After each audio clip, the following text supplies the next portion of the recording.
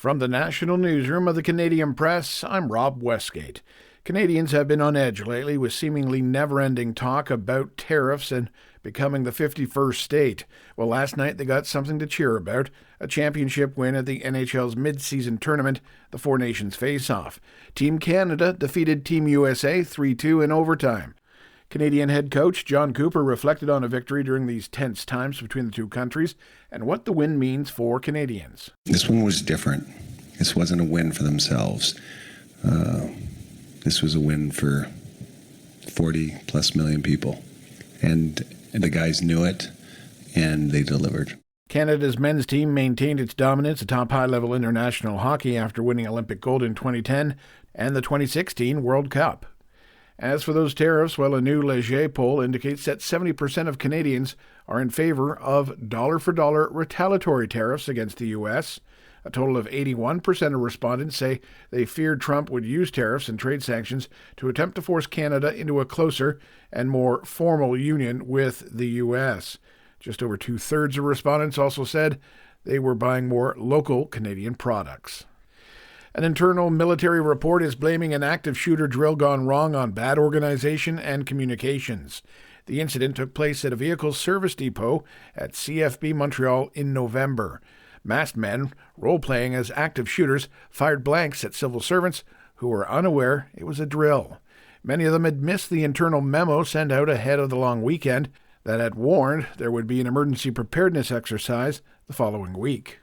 Delta Airlines says it needs to set the record straight due to misinformation that's being reported about the pilots of a regional jet that crashed while landing in Toronto. After the Delta Airlines regional jet operated by Endeavour Air flipped and caught fire on the runway, social media has lit up with what Delta Airlines says is misinformation. Now it's believed as fact by some. Delta Airlines says, contrary to some claims, the first officer was not brand new. She was hired over a year ago and had been flying since she finished training last April, and the claims she failed training events are false.